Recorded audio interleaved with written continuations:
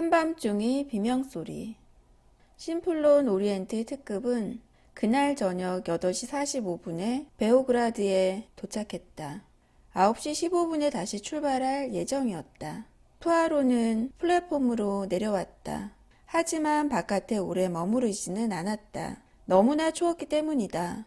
플랫폼엔 천장이 있어서 괜찮았지만 밖에서는 내리는 한방눈을 고스란히 맞아야 했다.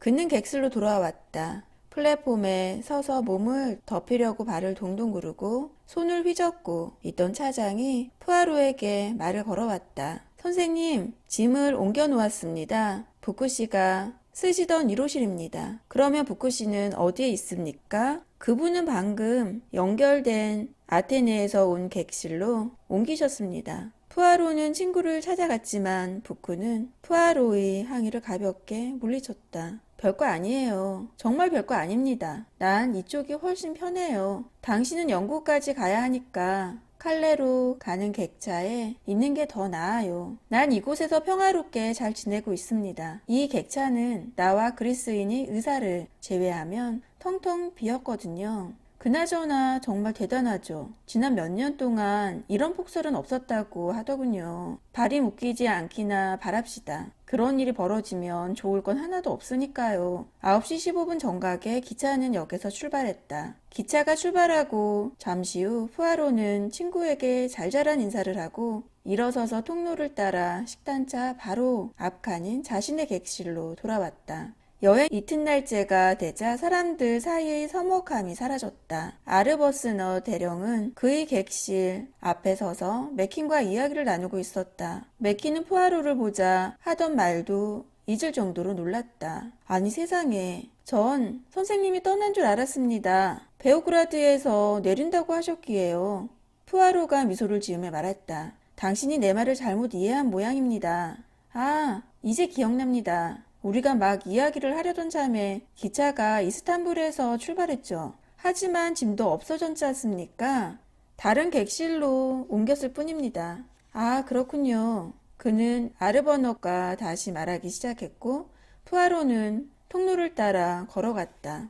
푸아로의 방으로부터 두 번째 문 앞에는 나이 지긋한 허바드 부인이 양같은 얼굴이 스웨덴 여자와 대화 중이었다. 허바드 부인은 상대방에게 잡지책을 건네주고 있었다. 허바드 부인이 말했다. 받아요. 난 이것 말고도 읽을 게 많은걸요. 세상에, 끔찍한 추위죠. 허바드 부인이 푸아로를 향해 다정하게 고개를 끄덕였다. 당신이 제일 친절해요. 스웨덴 여자가 말했다. 무슨 말씀을. 내일 아침엔 머리가 개운해질 거예요. 고작 감기입니다. 이제 차 한잔 만들 거예요. 아스피린은 있어요? 정말이지요? 난 꽤 많이 갖고 있거든요. 그래요. 그럼 잘 자요. 스웨덴 여자가 떠나자 허바드 부인은 푸아로에게로 돌아섰다. 불쌍하기도 하지. 저 여자는 스웨덴 사람이에요. 선교사라나? 교사라나? 어쨌든 좋은 사람이지만 영어를 잘 못해요. 그래도 그녀는 내 딸 이야기를 관심 있게 듣는답니다. 이때쯤 푸아로는 허바드 부인이 딸에 대한 모든 것을 알고 있었다. 푸아로뿐만 아니라 이 기차에 탄 사람 중 영어를 할 수 있는 사람이라면 모두 알고 있었다.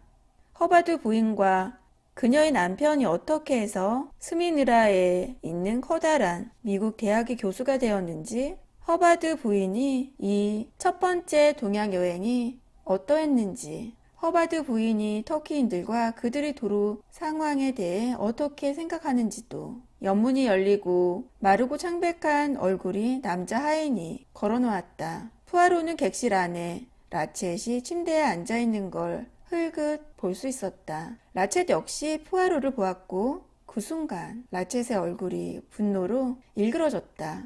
그리고 문이 닫혔다. 허바드 부인이 살짝 푸아로를 옆으로 끌어당겼다. 난 저 남자가 무서워 죽겠어요. 저 하인 말고 주인 말이에요. 정말 무섭다니까요. 저 남자에게 뭔가 이상한 점이 있어요. 내 딸은 항상 내게 대단한 직감이 있다고 말하죠. 엄마의 예감은 정말 잘 맞는다니까? 라고 말이에요. 난 저 남자에게서 기묘한 예감을 받아요. 저 사람이 내 옆방에 있다는 게 싫어요. 지난밤에는 사인문에 자물쇠를 걸었다니까요. 글쎄, 그가 손잡이를 돌리려는 소리가 들리지 뭐예요? 저 사람이 살인자나 소문난 열차 강도로 밝혀져도 놀라지 않을 거예요. 바보 같은 소리지만 정말 그런걸요. 난 저 남자가 진짜로 무서워요. 내 딸은 즐거운 여행이 될 거라고 말했지만 전혀 그렇지가 않네요. 정말 바보 같은 소리지만 무슨 일이 벌어질 것 같아요. 끔찍한 일이 말이에요. 저 사람 좋아 보이는 젊은이가 어떻게 그의 비서노릇을 참아내고 있는지 궁금하다니까요. 아르버넛 대령과 맥퀸이 통로를 따라 다가왔다. 맥퀸이 아르버넛에게 말했다. 내 방으로 가시죠. 내 방엔 아직 침구 준비가 되지 않았을 겁니다. 내가 궁금한 것은 당신이 인도에서 취한 정책이. 두 남자는 그들이 지나쳐서 맥퀸이 침실까지 걸어갔다. 허바드 부인이 푸아로에게 잘 자라고 밤인사를 했다. 들어가서 책이나 읽어야겠어요. 안녕히 주무세요. 안녕히 주무세요, 부인. 푸아로도 라쳇의 옆방인 자신의 방으로 들어갔다. 그는 옷을 갈아입고 침대로 들어가서 30분 정도 책을 읽은 후 불을 껐다. 몇 시간 후 푸아로는 깜짝 놀라 잠에서 깼다. 그는 곧 무엇에 놀라 잠에서 깬 건지 알아차렸다. 비명에 가까운 커다란 신음소리, 그것도 아주 가까운 곳에서 난 소리였다. 바로 그 순간 뱃소리가 날카롭게 울렸다. 푸아로는 일어나 앉아 불을 켰다. 기차가 꼼짝도 하지 않고 있었다. 역에 도착한 것 같았다. 그를 놀라게 한 비명소리에 대해 생각해보니 옆방에 든 라쳇이 떠올랐다. 푸아로는 침대에서 빠져나와 방문을 열어보았다. 마침 그때 차장이 서둘러 복도를 걸어오더니 라쳇의 방문을 두드렸다. 푸아로는 살짝 문을 열고 그 광경을 지켜보았다. 차장이 다시 한번 방문을 두드렸다. 벨소리가 다시 울렸고 이번엔 저쪽 방에 불이 켜졌다. 차장이 어깨너머로 돌아보았다. 동시에 옆방에서 말소리가 들렸다. 아무것도 아니요. 실수로 눌렀소. 알겠습니다. 차장이 서둘러 그 방문 앞에서 물러나와 불빛이 새어나오는 방문을 두드렸다. 푸아로는 안심하고 침대로 돌아와서 불을 껐다. 시계를 보니 12시 37분이었다.